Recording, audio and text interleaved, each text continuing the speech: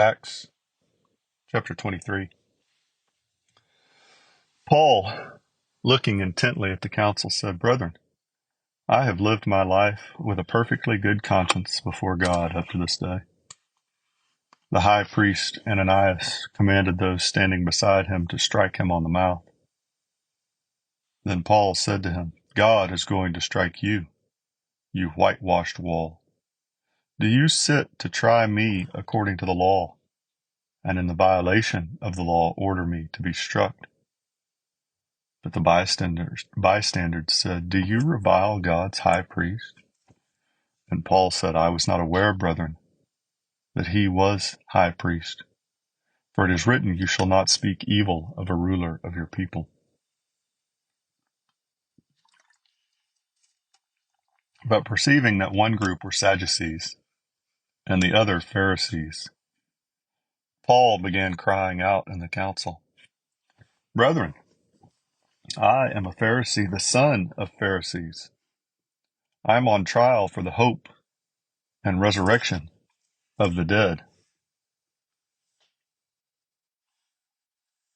As he said this, there occurred a dissension between the Pharisees and Sadducees, and the assembly was divided.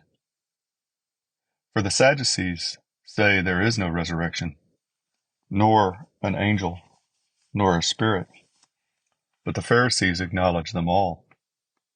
And there occurred a great uproar, and some of the scribes of the Pharisaic party stood up and began to argue heatedly, saying, "We find nothing wrong with this man. Suppose a spirit or an angel has spoken to him."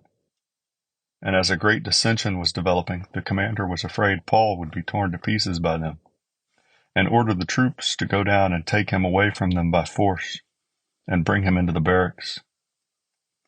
But on the night immediately following, the Lord stood at his side and said, "Take courage, for as you have solemnly witnessed to my cause at Jerusalem, so you must witness at Rome also."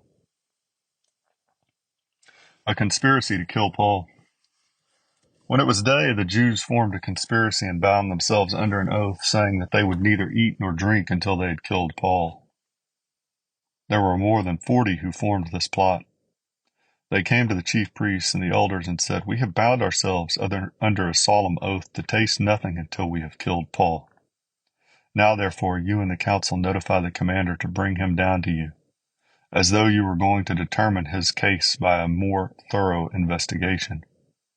And we, for our part, are ready to slay him before he comes near the place." But the son of Paul's sister heard of their ambush, and he came and entered the barracks and told Paul. Paul called one of the centurions to him and said, "Lead this young man to the commander, for he has something to report to him." So he took him and led him to the commander and said, "Paul the prisoner called me to him and asked me to lead this young man to you, since he has something to tell you." The commander took him by the hand and, stepping aside, began to inquire of him privately, "What is it that you have to report to me?" And he said, "The Jews have agreed to ask you to bring Paul down tomorrow to the council, as though they were going to inquire somewhat more thoroughly about him. So do not listen to them, for more than 40 of them are lying in wait for him, who have bound themselves under a curse not to eat or drink until they slay him. And now they are ready and waiting for the promise from you."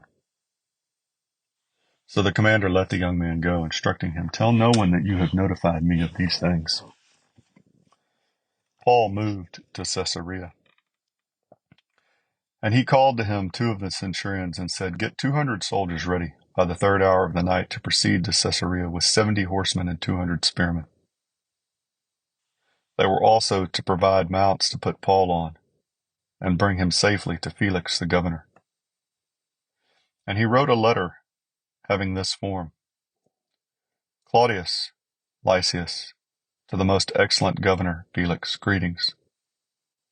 When this man was arrested by the Jews and was about to be slain by them, I came up to them with the troops and rescued him, having learned that he was a Roman.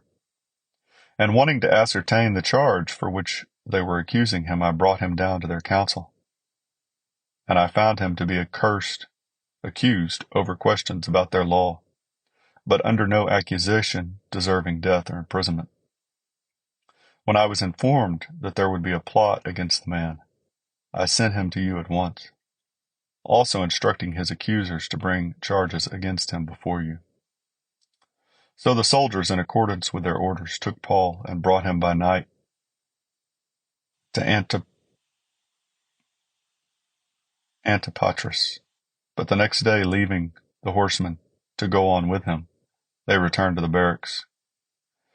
When these had come to Caesarea and delivered the letter to the governor, they also presented Paul to him.